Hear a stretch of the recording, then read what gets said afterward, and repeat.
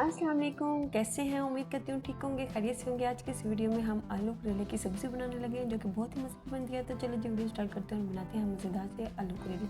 तो यहाँ पर मैंने एक पैन लिया है और इसमें मैंने ऐड किया है जी 1.5 कप के करीब कुकिंग ऑयल। और इसमें मैंने आलू शेप ऐसे दिया जैसे चिप्स के होते हैं ना, बिल्कुल वैसे शेप में हमें इसको काट लेते हैं, ठीक है। और इसको चिप्स की तरह ही हमने फ्राई करना है, हमने ज़्यादा मतलब कि इसको नहीं पकाना, जस्ट 70% इसको हमने पकाना है, ठीक है। तो इस दिनों चैनल अगर मेरे चैनल पे नहीं है तो प्लीज़ मेरे चैनल को सब्सक्राइब कर लें और बेल आइकन को लाजमी प्रेस करें ताकि मेरी आने वाली वीडियो आपको मिलती रहे। तो यहाँ पे ये देखिए जी हमारे आलू जो है वो फ्राई हो चुके हैं। तो अब हमने ये सारे निकाल लेने हैं।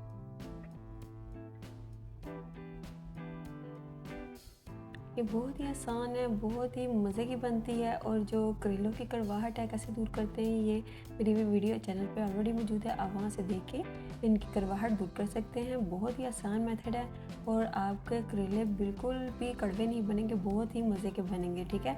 अब यहाँ से लिया मैंने 5 से 6 अदद हरी मिर्चें। तो अब हमने इसे फ्राई करना है। फ्राई करने का ये तरीका है कि जब आप इसे ऑयल में डालें तो ऊपर अगर ढक्कन रख दें ताकि जो इसके चिंटे वगैरह हैं वो आप पे ना पड़े, बल्कि मतलब कि अंदर ही रहे और हमारी जो मिर्चें वो फ्राई हो जाए। जब हमने मिर्चें इसमें ऐड करनी है तो बिल्कुल लो फ्लेम कर देना, ज़्यादा हाई नहीं करना, नहीं तो जो हमारी हरी मिर्चें वो जल सकती हैं, ठीक है। आपने इस बात का भी इसमें ध्यान रखना है, ठीक है। ये छोटी छोटी टिप होती है जिनको आप फॉलो करेंगे आपकी रेसिपी मज़े की बन जाती है और कोई मतलब कि बेकार सा नहीं काम होता, बहुत ही मज़े का बन जाता है सालन, ठीक है। तो यहाँ पे मैंने करेले और करेलों के छिलके लिए हैं। करेले आप दे सकते हैं मैंने मोटे मोटे कटिंग की हैं, क्योंकि जो सब्ज़ी है उसमें अगर बड़ी बड़ी करें तो पता नहीं चलता कि हम क्या खा रहे हैं, ठीक है। इसलिए हमने थोड़ा सा ज़रा मोटा रखा है ताकि जो हमें पता चले कि हमने सब्ज़ी में करेले डाले हैं, ठीक है।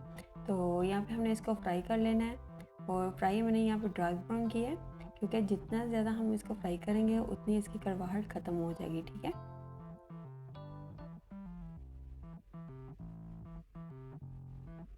ये देखिए जी हमारी जो करेले फ्राई हो चुकी हैं। अब हमने इसको निकाल लेना है। बहुत ही आसान है, मिनटों में नहीं, जस्ट 10 से 12 मिनट लगेंगे और फटाफट से आपकी सब्ज़ी रेडी हो जाएगी। जस्ट करेले जो हैं वो टाइम लेंगे क्योंकि उनको हमने साफ़ करना होता है, नमक लगाना होता है, इस तरह इसका ज़रा प्रोसेस लंबा होता है, लेकिन जब आप पकाएंगे तो बहुत ही जल्द पक जाते हैं, ठीक है। यहाँ पे मैंने लिया अदरक लहसुन का पेस्ट 1 चम्मच के करीब और इसमें साथ ही हमने स्पाइसेस ऐड कर देने हैं। यहाँ पे फ्लेम मैंने बिल्कुल लो रखा है, ठीक है। हाफ़ टी स्पून मैंने इसमें हल्दी लिया है, 1 टीस्पून मैंने मिर्च लिया है, नमक हमने टेस्ट के अकॉर्डिंग ऐड करना है क्योंकि करेलों में ऑलरेडी नमक ऐड होता है। तो उसके बाद हमने इसमें 1 टीस्पून हमने सूखा धनिया लिया है, धनिया पाउडर जिसको कहते हैं, और 1 टीस्पून मैंने ज़ीरा पाउडर लिया, ठीक है। इन सारे स्पाइसेस को ऐड करके हमें थोड़ा सा फ्राई करना है, जले ना, इसलिए हमने इसमें थोड़ा सा पानी ऐड कर देंगे ताकि जो स्पाइसेस हैं हमारे अच्छे से पक जाए, ठीक है। इनका जो कच्चापन है वो अच्छे से दूर हो जाए, ठीक है। यहाँ थोड़ा सा फ्राई किया, उसके बाद हमने इसमें टमाटर ऐड कर देने हैं। टमाटर यहाँ पर मैंने बड़े साइज़ के 2 लिए हैं और इनके छिलके उतार लिए थे, उसके बाद हमने इसमें ऐड किए हैं। तो अब हमने इसको सॉफ्ट करना है। सॉफ्ट करने के लिए हमने इसमें थोड़ा सा पानी ऐड करेंगे ताकि ये जल्द से जल्द सॉफ्ट हो जाए। यहाँ पे आपने सारा प्रोसेस मीडियम फ्लेम पे रखना है, ज़्यादा हाई फ्लेम पे नहीं पकाना, ठीक है। हाई फ्लेम कहाँ करना है वो मैं आगे चल के आपको बताऊँगी। तो यहाँ पे मैंने जो टमाटर है वो सॉफ्ट होने के लिए रख दिए थे। अब ये देखिए जी हमारे टमाटर सॉफ्ट हो चुके हैं। अब हम इनको मैश कर लेंगे।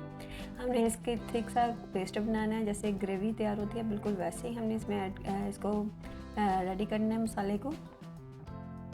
ये देखिए जी हमारा जो मसाला वो रेडी हो चुका है।